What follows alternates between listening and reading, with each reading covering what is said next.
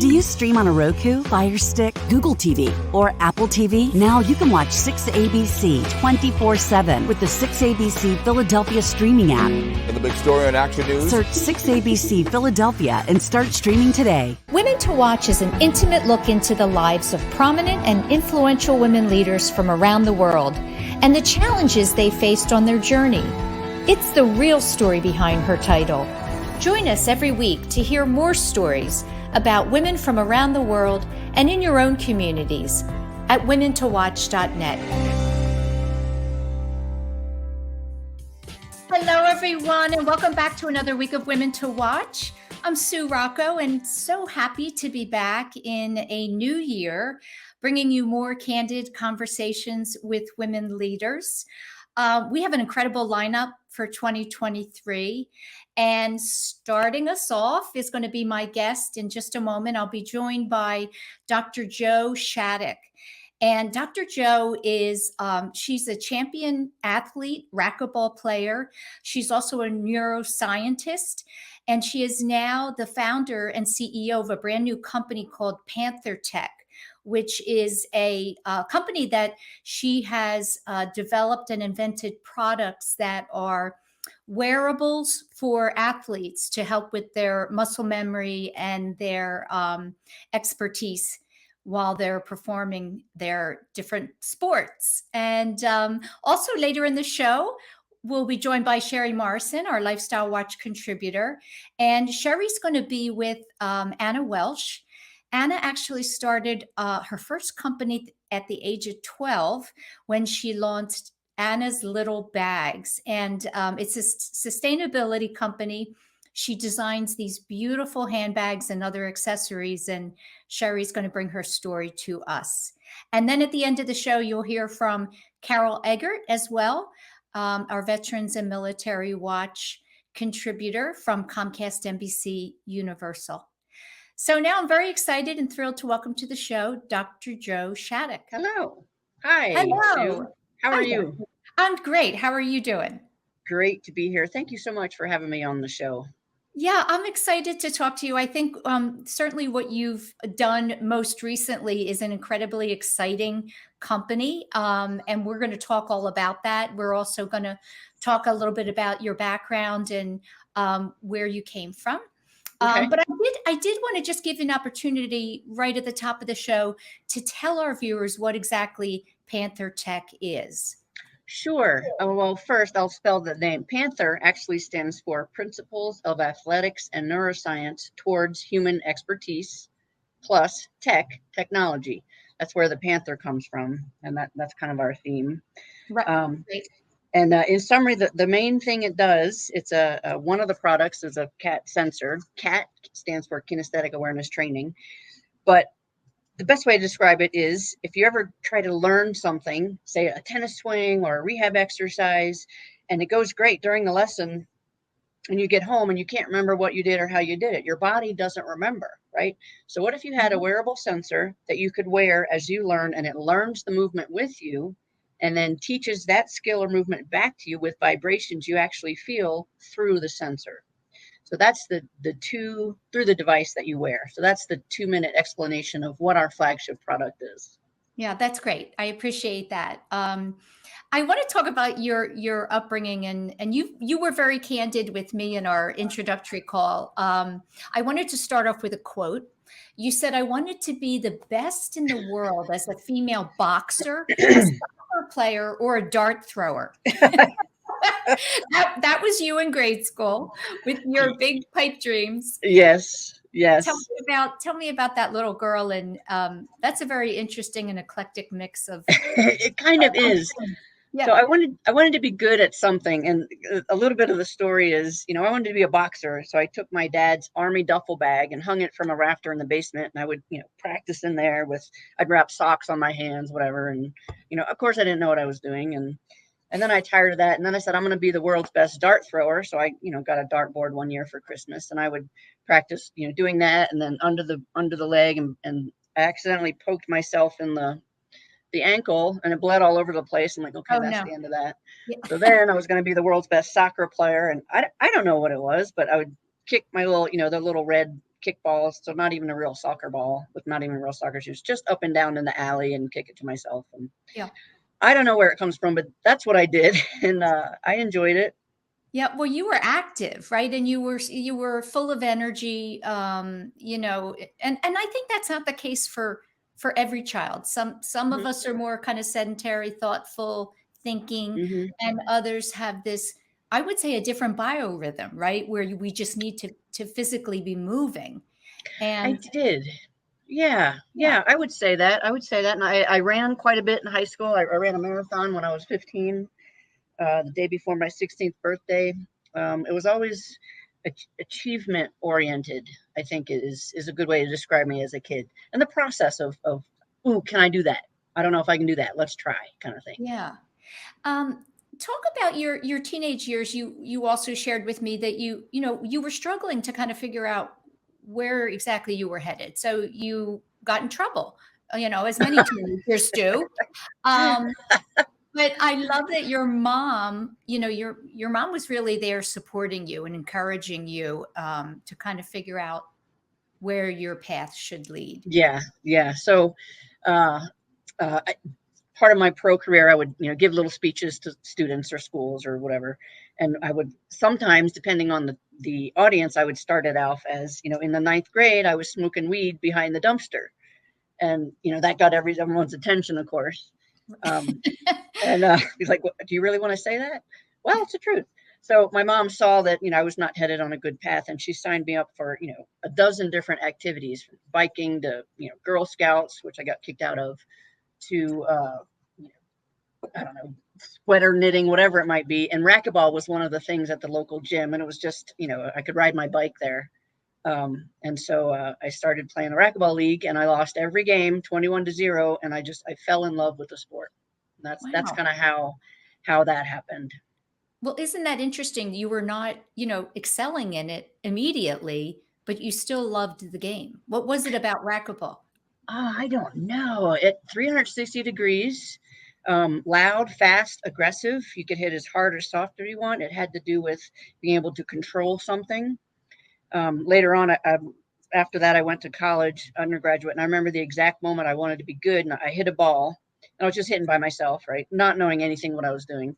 And the ball went exactly where I wanted to and came right back to me. And it seems silly now, but I was like, I was like, wow, this is amazing. Like, I want to be good at this. And then came all back to things of, I want to be the best player and the best somebody in the world at this. And so Yeah. that's how that started anyway.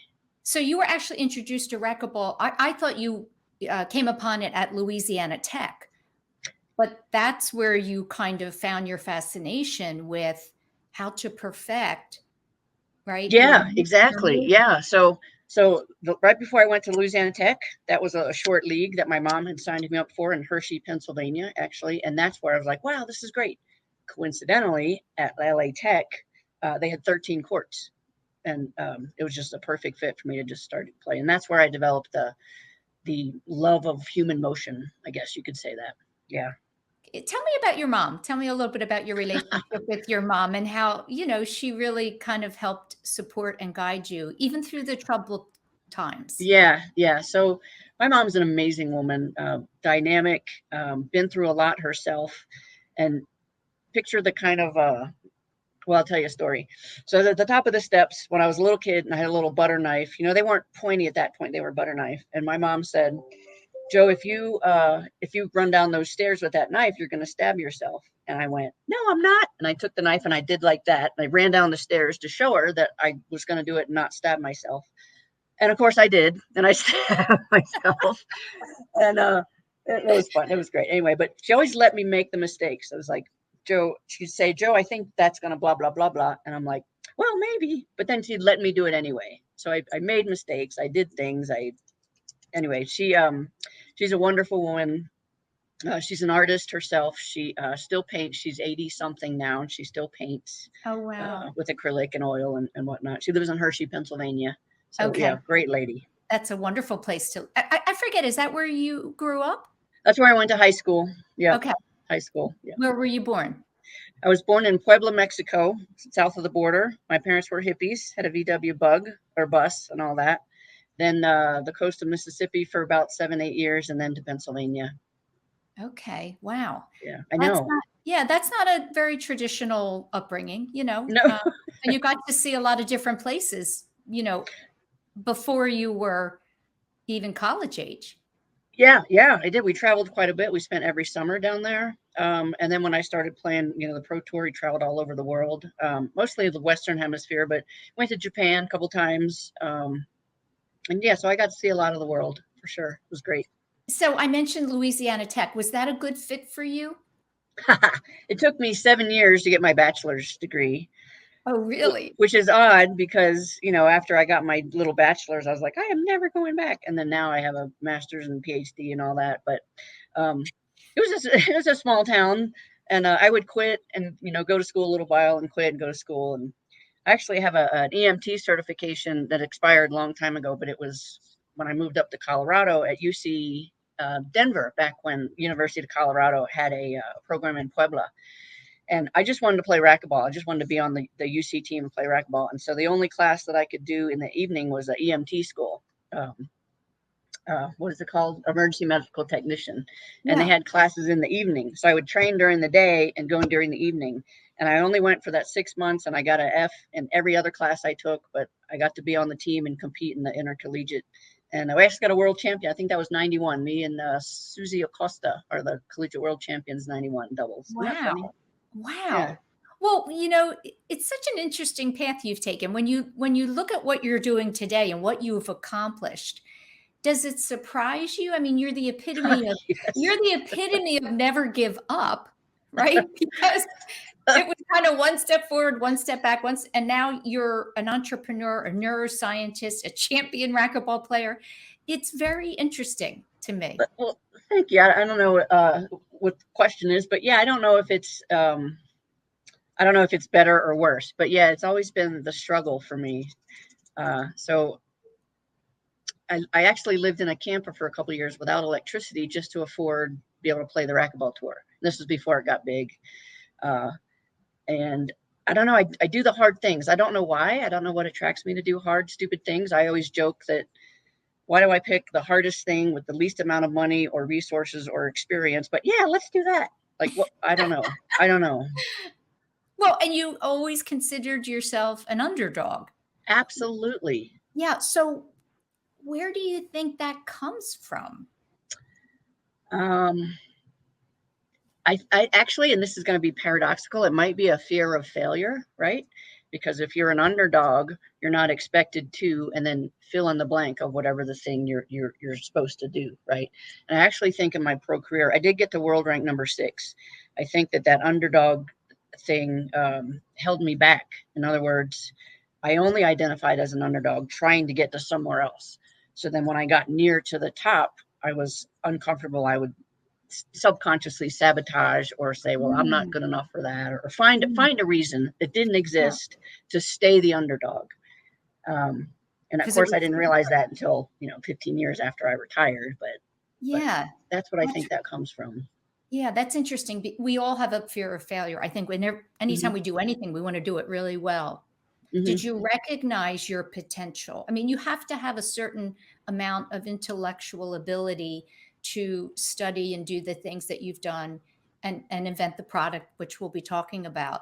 So do you think underneath kind of the angst and the fear, you recognized your potential, but you were trying to find the confidence to go after it? Yes and no. I'd say yes, definitely. I recognized it. But I think more importantly, I enjoyed the process of doing whatever it is I wanted to do.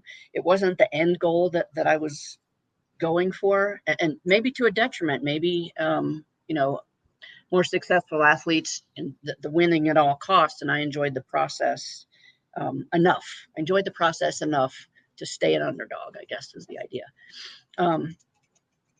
Yes, a series of happenstance, I think, has led to my modest successes thus far. Nothing that I've built, created from inside. You say it's nothing that you did? I don't think so. Like, for example, I don't know how much time we have, but the reason I applied for to get into graduate school, and I had horrible grades in undergraduate, and I had to take the GRE 3 times. And then I applied to all these schools and didn't get accepted to any of them.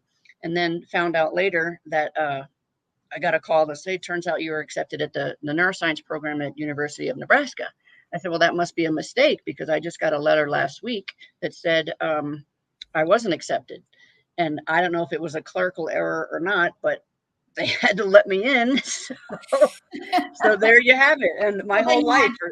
Yeah, but then you had to prove yourself, right? You Yes. win, but you have to be able to stay there. Right. Yeah. So it's stories like that, really, like happenstance kind of things. Yeah, fate. Sometimes it's fate, right? Fate or luck. Yes, we'll take it. Listen, we're going to go into our first break. When we come back, I want to talk a little bit about control and how, you discovered, when you played sports, you had this sense of control, and I want to know where you are with that today. Oh, interesting. Okay. Stay Sounds with good. us, and we'll be right back with Dr. Joe Shattuck.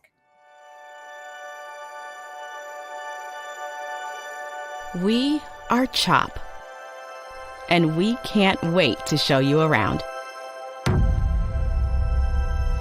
We're the nation's first children's hospital. Now, a care network with more than 50 locations that continues to expand. 3 state-of-the-art research buildings with 1.5 million square feet of space. We have grown from 12 beds 165 years ago to nearly 600 beds and one of the best children's hospitals in the world. We have a level 1 trauma center, 11 floors of patient units, more than 20 operating rooms, first of its kind delivery unit for babies with birth defects, a separate cardiac operative and catheterization suite, and places to learn, like our internationally recognized simulation center. We have trained generations of leaders in the field of pediatrics. We are world leaders in medicine, surgery, and science. One of the top recipients in NIH funding for pediatric research. In this building, pioneers in CAR T therapy, mitochondrial disease, brain tumors, hyperinsulinism, and other rare diseases. Here, groundbreaking work in fetal surgery, genetics and genomics, and neurology.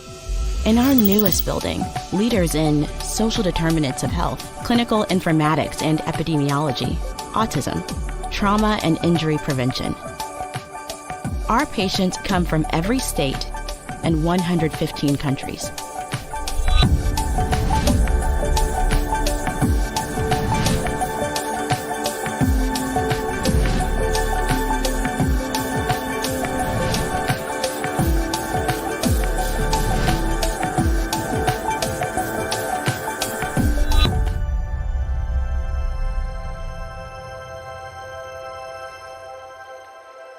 Meeting these challenges requires the best and the brightest. We are passionate about pediatrics. We are motivated to make a difference in the world and in our community. We are a team. We are CHOP.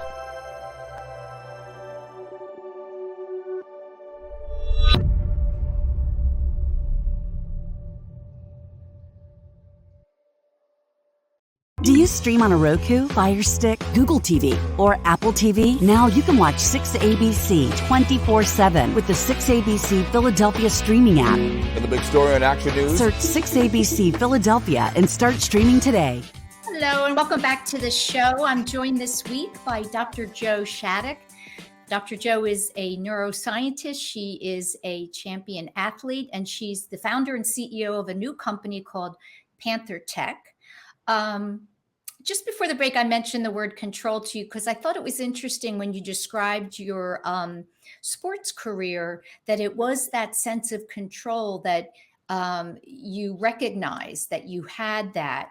And I wonder if today, where you are with that, just in your professional career, in your life, do you feel as though you're driving the ship? No, I don't even know if I'm on the right bus, actually. So, yeah, that's interesting. You mentioned in sport, and especially in individual sports as opposed to team sports, So when you compete in racquetball, it's just you and your opponent. Everything you do is up to you. So it doesn't matter if your teammate, misses a pass or any other things that happen in team sport. I think partly that's probably what drew me to individual sports, is that if I wanted to do something or needed something done, I had the power to do it. And it was quite a lot different in my next two careers of academic research and then also in a startup. For example, in a tournament, if a serve failed you, and I was a crazy person, I know, I would land, from the tournament at the airport and go right to the athletic club to practice whatever the serve or whatever the skill it was that didn't work at the tournament, at the racquetball tournament. And that's kind of a crazy person, but I did that. And then when I got to do movement disorders research at UC Anschutz, the ratio changed. So if you work this hard in sport and you get this much better. And in research, it takes forever. You do this much work, and a year later you see the result of your work. Whereas in sport, it's your control is immediate. And then in the startup world, almost everything's beyond your control. You can only do what you can do. You have employees, you have staff, you have people making decisions that greatly affect you that you never even meet, right? VCs and customers and sports partners and manufacturers and the supply chain, all those things. So I've really had to sort of learn to manage my own lack of control and do better at the things I can control. Does that make sense? Yes, absolutely. And I think a lot of people struggle with that. I think we all live a more peaceful life when we're able to accept the things that we can control. What is that? Mm-hmm. There's a Yeah, it's famous quote. It's a called the prayer. Lord's Prayer, but there have been Yep. different variations of accept the things I can't control, deal with the things I can, or vice versa, and the wisdom to know the difference. There And you the go. difference Yeah. is like this in the Yes. real world. Really Yeah. is. I think it's very true. Okay, can you talk about your moment of inspiration when you decided that you Yes. were going to invent this incredible product? Yes. So near the end of my career, I was the pro at the Denver Athletic Club in downtown Denver. And some athletes would fly in for 6 days, and we do 2-a-day training sessions, kind of intense. And then they'd go where they came from and come back in a couple months, and we'd do it again. And I noticed that their mechanics, because racquetball is a highly technical sport, their biomechanics, their movement, would deteriorated quite a bit when they were away. I'm like, what happened? Because I know they were practicing, but there's muscle memory is not like other memory. You can't write it down to retrieve it, like milk, eggs, oh yeah, bread, right? The doing it, the actual remembering it is the skill, is the memory. So when I was spend hours and hours one-on-one with another athlete in a racquetball court, saying, you need to experience this sensation, and then you're going to experience it, replicate it, and recognize it when you practice at home, I realized there should be a way to save the sensation of movement, to save my instruction or their own recognition of, oh, that felt great. I know that's how it's supposed to be. So that's where the sensor comes from. And that if there was a way to have sensors that you wear that would learn the movement with you, essentially capture the thing you want, and it stores it, and then you adjust the column margins of error for a particular plane, and you feel the vibrations on your body to guide you into and through that movement. So it accelerates muscle memory is the whole idea. And that was the frame. The inspiration was, you were hitting beautifully before you left, and now it's 6 weeks later, and what happened to your stroke? In short. So what I'm fascinated about in kind of researching all of this is Mm-hmm. the correlation between the mind, because athletics is so much a mental game, Mm-hmm. right? And Mm-hmm. the muscle memory. So how do they work in tandem? In other words, I think a lot of athletes will say, particularly in golf, Tiger Woods can hit the best Mm-hmm. stroke of his life, and then 2 seconds later, Right. So Right. what's happening? How much of that is mental? And got it. So I wish I could say that this will fix everything. It won't, because the brain is so complicated, and they say the 90% of what your brain does is subconscious, right? So the idea is that accelerating muscle memory will give you the confidence that you can retrieve that correct stroke sooner than later, or learn it quicker, or adapt quicker, right? So, and this is interesting. If you played sports when I was young, the way they taught it was that there's one way to do it, and you have to do it that exact way a million times, and that's how you get better. That's because of movement variability and some other technical things. That's not how they teach anymore. You have to perform in a wider breadth of, say, margins of error. So you can perform this. It doesn't have to be this all the time. You can, under a lot of different circumstances, you can perform the same thing using movement adaptation strategies. Anyway, I know I'm kind of nerding out, but anyway, the point is that if you can retrieve the proper stroke and your body knows what it is sooner and learn it quicker, that would improve your confidence, which also is that snowball effect. Of course, I know I can do it. I just did it. I'll do it again. So it improves the confidence and the efficacy of the athlete when they know that they can make their body do what it wants to do. Okay. So, and sometimes there is a way to do something, and then everybody adapts to it in a different way. So it's going to work. It's allowing you to tap into the muscle memory continually, so that at some point they don't need the device, or is it something that? Yes. Oh, I'm so glad you brought that up. Yeah, it's a training device, so it's not used it's used for short periods of time. Okay. Intermittently, just as if you learn something, right? Once you learn it, you practice it. So it's not like a crutch that you wear all the time. And it can be moved from person to person to person, to athlete, to different sports equipment. The beauty is the flexibility, right? There's a lot of other products, or some other products that capture data, and then the data goes to a human, and they decide how you have to move, or how you should move. And then they show you, okay, see this picture of this person doing that? Do that. But it's really hard to translate visual images into physical sensations. That's why the vibrations on the body can guide the person into and through that movement, so they get the aha thing. Oh, that's what you mean. In fact, oftentimes when we do a demo with the product, you get that, we call it the aha face, like, oh, and you're just teaching them to learn what it feels like, increasing their kinesthetic awareness, what their own body feels like at certain times. It's not rocket science. It's just a way to deliver instruction through haptic feedback. Yeah. So let me ask you this, as an entrepreneur, when you first come up with an idea, then you take it typically to you need someone to buy into it. Yes. That's a great idea. And we're going to fund it. So, tell me about the very beginning. Who was the first to kind of back you on the idea? I can show you my friend Sarah. This is the first one. It's just a Android board with, what do you call it? It's a kid's electronic set is what it is. And then I built the first one here. Okay. And then here's the next one, which, can you imagine wearing this on your forehead, on your arm or something? And that looks like an old-fashioned camera, actually. I know, it kind of does, doesn't it? It's got this, anyway. So my best friend Sarah is one of the ones I did the first demos on it, and then my other friend Ruth Johnson. They're like, this could be big. And 10 years later, one master's, one PhD, and opened up the lab right at the beginning of the pandemic. Here I am talking to you. Yeah.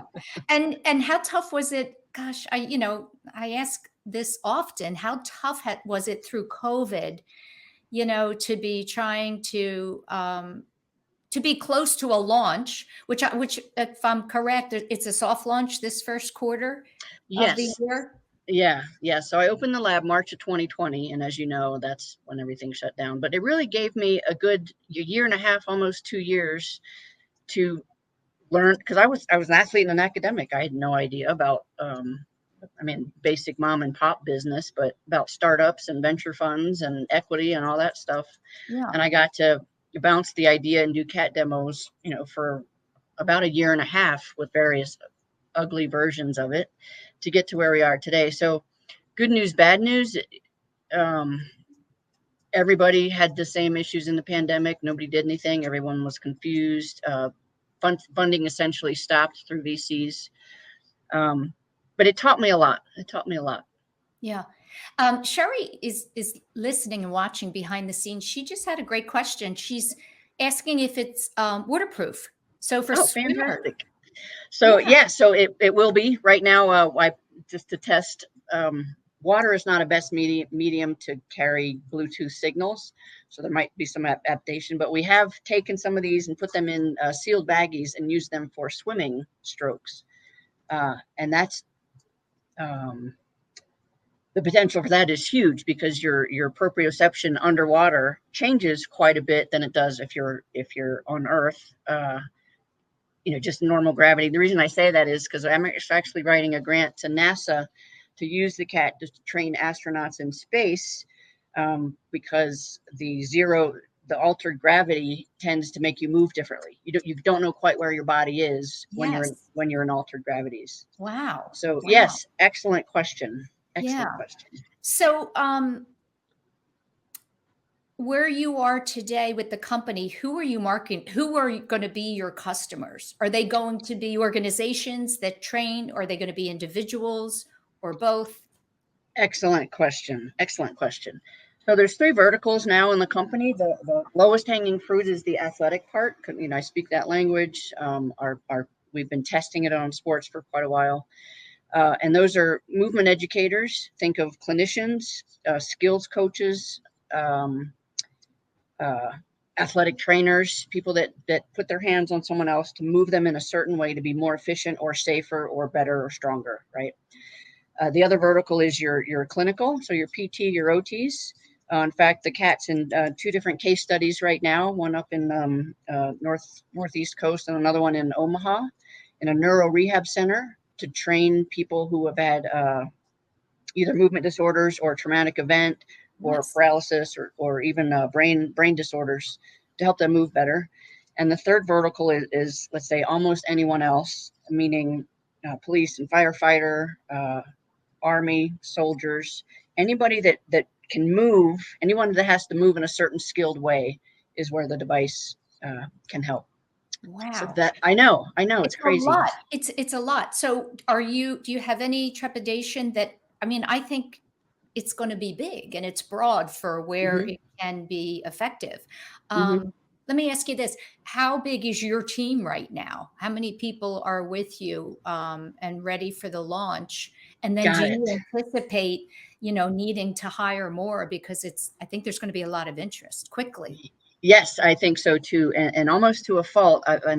And what you get, if you've ever had a startup and you would know, you have to just be laser focused on this particular thing, this product. And then the next day you say, you have to be open to every opportunity that comes your way. So, you hear different things, contrasting things every day.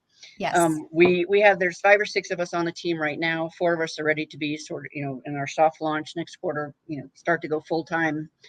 But you could hire a whole team just on the clinician and the clinical trial side, with telerehabilitation, because it's remote control.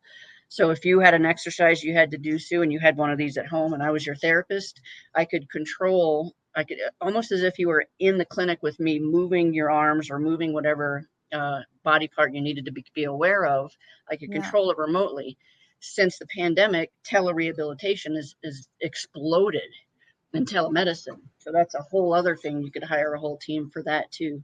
Yeah. So our strategy is to start with what we know, sport, and branch out, and whichever one has the most momentum, we'll direct our resources towards that. I think the world of PT is going to be huge because it's so very, and I'll tell you, I'm having some PT right now because I'm getting old. And I'm always confused on whether am I pushing too hard or not enough. You want to find that exact place, right, where you're going to do it properly. Exactly. So then you as a patient would log in with your phone and you put the thing on and it'd be like beep, beep, beep, beep, beep, beep, beep, beep, tell you when to stop or when to keep going. Yes. The other thing is when you have confidence that what you're doing is exactly what your therapist wants you to do, that improves your self-efficacy, and your adherence to your at-home PT goes up. Yeah. And your fear of getting hurt. If you go too far, you might hurt yourself. So what will stop you before you do that? So we think some of the implications in clinical field would be amazing. And that's what we're excited for. Yeah, it's very exciting. We just have a few minutes left, and I always like to give my guests an opportunity to speak directly to the women that are watching, that are, they have their own dreams and aspirations, but they're still in that place of the fear. And what would you say to them to help them get over that and just kind of go for it?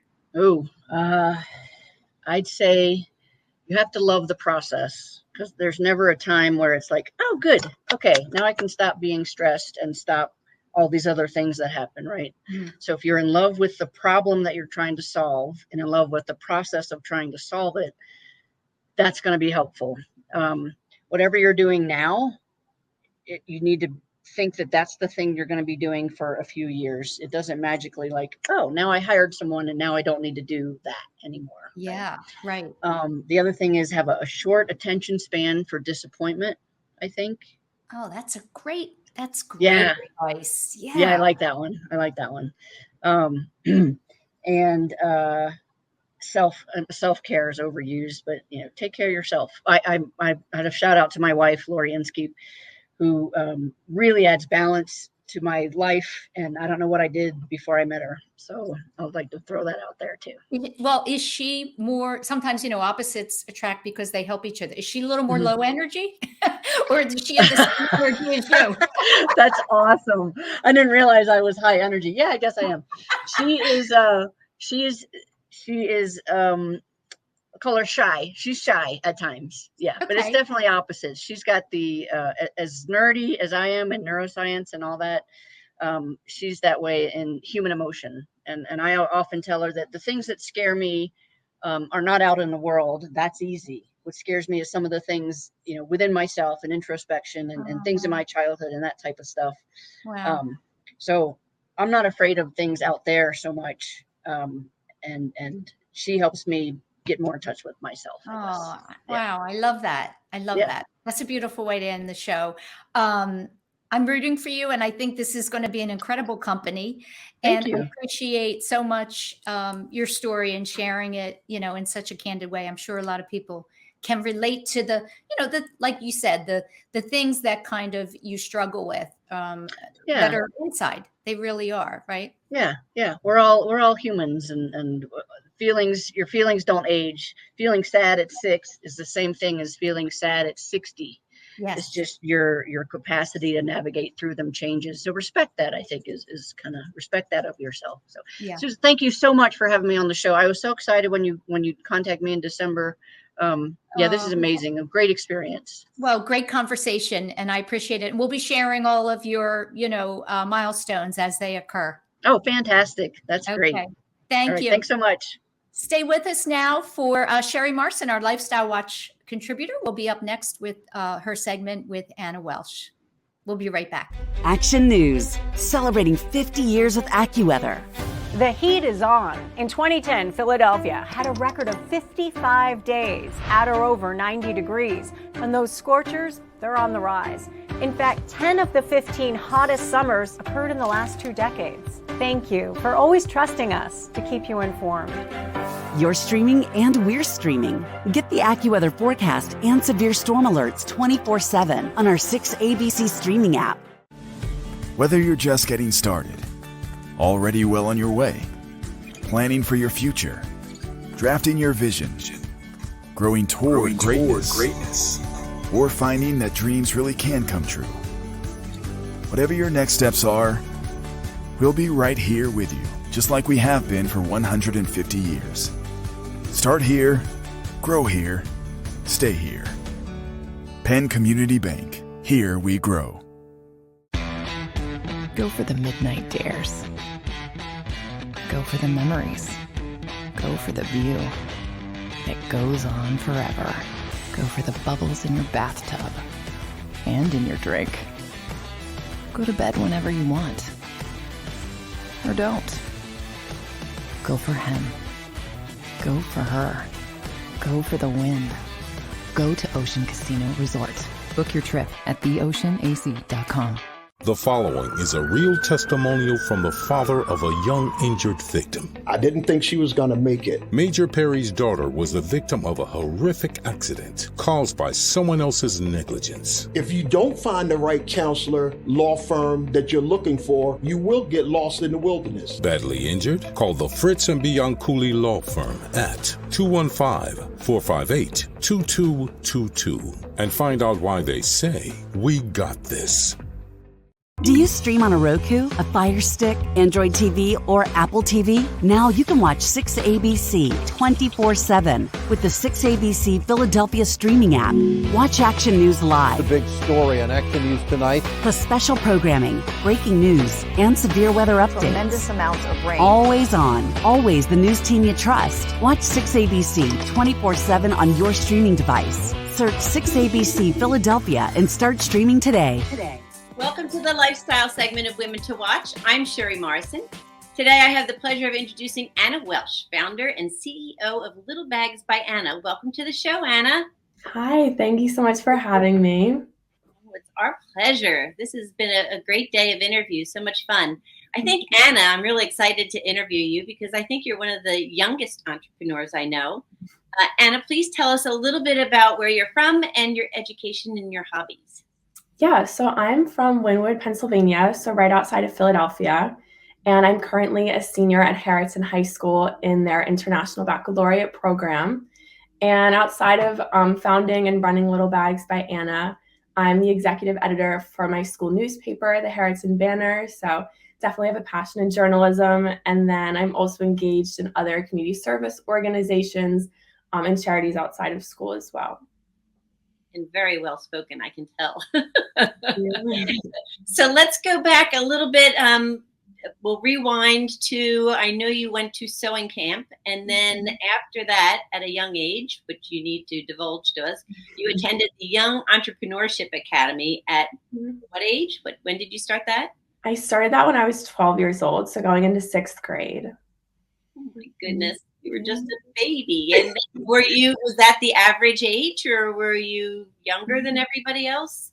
I was a bit younger than everyone else. It was designed for middle and high school students, so it ranged from 6th to 12th grade.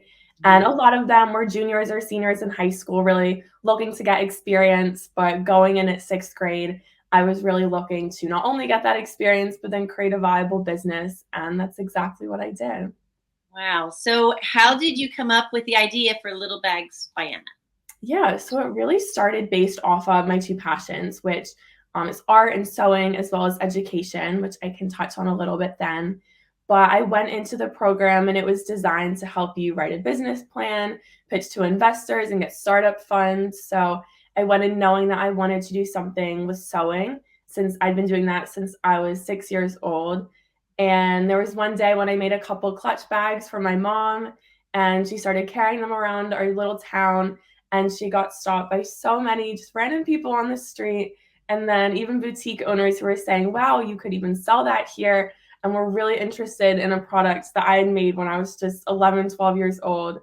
And so going into this entrepreneurship program that was designed for selling and creating a product and a service, I thought, why not give these bags, which were so popular, a go? And that's exactly what I did. And then started to combine some other missions with sustainability and social impact. And 5 years later, here we are. Well, it's so much fun. I always say there's no better salesperson than a proud parent. Exactly. You know what? They tell the world. They are so happy about what their children are doing. So what year did you begin the business? So I fully launched it in May of 2017. So we just celebrated our 5-year anniversary this past May. Well, happy anniversary. Thank you. So your mission, Little Bags by Anna's mission, is to make thoughtfully handcrafted bags that nurture the planet and the next generation. Now you employ how many people? I employ 7. Wow. And you're designing new bags all the time. You currently have 7 different little bag designs on your website. What inspires the different designs? Yeah, so I create, along with our product design head, we create all of the designs in-house. And starting out, we started with the clutch bag, which was that first bag I'd made for my mom. And then what really sparked the other ideas were bags that I personally used. So I'm 18 now, and the pencil case, our little skinny pouch that we made, was for my makeup brushes, my pens and pencils, and the mini bag that we have is like my wallet when I go to the gym. So these are all bags that I personally use and something that I'm passionate about and that I think will resonate with our customers. And we've also done a lot of product collaborations. So one of them is our crossbody bag, because some customers were really interested in having one that they could carry hands-free. So we definitely encourage customer feedback, and we also really take that into account when creating our new products. Well, that's a great idea. And, getting everybody's feedback is so helpful. I know I always have ideas for things. I'm a big idea person. So, and I saw a couple of bags I really liked. I love all the different materials. So tell us a little bit about you use different materials, and they're leftover materials from different designers from all over the place. Can you tell us a little bit about who you've partnered with and the material that you saved from landfill? Yeah, so when we say that we have a sustainable mission, that really goes back to all of the fabrics and materials that we use. So they're all leftover pieces from interior designers and remnants that were discontinued, that these designers and manufacturers and warehouses would otherwise just throw into a landfill. And so we partnered with Ethan Allen and a lot of other small house interior designers, about 40 or 45 at this point, to really stop this cycle of all these materials ending up in a landfill. And this was an issue that I became aware of first when I started the business. So we fully launched it as a sustainable company, and we were also Green Circle certified to contain up to 96% recycled content. So that was something that I was passionate about from the get-go, to really have that tangible number to tell to our customers, to show that we really are only using sustainable materials. Wow, you've really covered it all. So this has turned into more than Little Bags by Anna. You've teamed up with Treehouse Literacy in 2017. Yeah. So this is part 2 of where nurturing the planet and the next generation come into play. Please tell us a little bit about your partnership and about your mission with Treehouse Literacy. Yeah, so the planet part is really with our sustainability aspect, and then nurturing the next generation. That was the other passion that I had going into the entrepreneurship program. And so from a young age, I've always been really passionate about education, and living right outside of Philadelphia, I soon became aware of the drastic need for new quality books, given the lack of libraries and public libraries in the schools in Philadelphia. And so I partnered up with Treehouse Books, and they're a literacy center and giving library in Philadelphia. And they work to provide books free of charge to various schools in North and South Philadelphia. And to date, I've donated over $17,000 to support their cause, especially with their new program, the Treehouse Books on Wheels. So there's a van traveling all around Philadelphia, carrying new books for children to pick up. And it's just something that I was incredibly passionate about, and something that I did partner with them in 2017. So we've really worked closely to decrease the literacy statistics. And yeah, I'm really proud of continuing that in the future. Oh, I bet. And I think the Wheels program is something that you were a big part of developing. Is that correct? Exactly. Yeah, I donated $5,000 and really helped be there at their opening event, which I was so excited for. And even just being in Philadelphia and seeing the van go around, it makes me so happy to know that I was kind of an integral part in getting that up and running. Well, you should be. You're a very talented and smart young lady, and you're getting ready to graduate and head to college. You received a scholarship for college, and you were accepted for early decision. Congratulations. Where are you headed? So I'm headed to Boston University. So I'll be majoring in business and doing pre-law. So I'm very excited for my next steps. Oh, that's super exciting, Anna. So what does the future bring for you and Little Bags once you get to Boston? Yes, so a lot of people do ask me about, since I'm heading to college, kind of what are my next steps with the business. And at this point, it is very self-running. I've been really fortunate to be able to hire employees and do all the production here in Philadelphia. So it's still all locally made. And when I head up to Boston, I still 100% plan on continuing the business.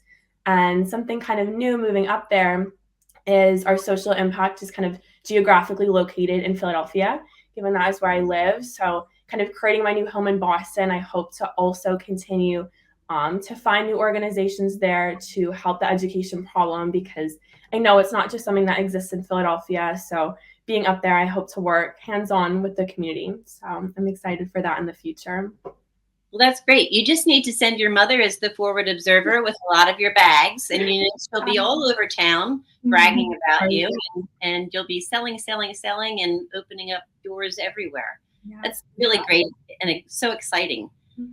And what's so much fun about the bags that you make is the patterns and of the designs are always changing, because you're using, I don't remember some of the companies that you said you are working with, and using up their leftover materials. Who did you mention to me? Yeah, so Ethan Allen was one of our big ones. A lot of them are kind of smaller interior designers in the area who do also kind of accumulate a lot of this textile waste. But like you said, every bag is one of a kind, which really makes it unique to be carrying a bag up there that you're not going to see anyone else have. That's fun. And you can mix and match tassels to put on them, different colors, and do all sorts of different things to really personalize it. That's lots and lots of fun. Big ambitions and even bigger accomplishments. Kudos to you. Thank you. So we're getting close to wrapping up here. Thank you so much for joining us today and for sharing your creativity and inspiration. Not to mention all you do with sustainability and treehouse literacy. I know we will be hearing a lot more about you in years to come. Thank you so much for having me. Sure. So for more information about Little Bags by Anna, to make a purchase, read their sustainability mission, make a monetary donation, or to learn more about their mission with treehouse literacy and their impact, go to littlebagsbyanna.com. Thank you again for joining us. Sue will be right back to close out the show. Ladies, keep living your dreams. Action News, celebrating 50 years with AccuWeather. The heat is on. In 2010, Philadelphia had a record of 55 days at or over 90 degrees. And those scorchers, they're on the rise. In fact, 10 of the 15 hottest summers occurred in the last 2 decades. Thank you for always trusting us to keep you informed. You're streaming and we're streaming. Get the AccuWeather forecast and severe storm alerts 24/7 on our 6ABC streaming app. Whether you're just getting started, already well on your way, planning for your future, drafting your vision, growing toward greatness, or finding that dreams really can come true.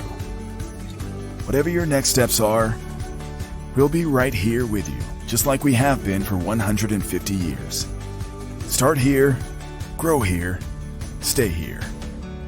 Penn Community Bank, here we grow. Go for the midnight dares. Go for the memories. Go for the view that goes on forever. Go for the bubbles in your bathtub and in your drink. Go to bed whenever you want. Or don't. Go for him. Go for her. Go for the win. Go to Ocean Casino Resort. Book your trip at theoceanac.com.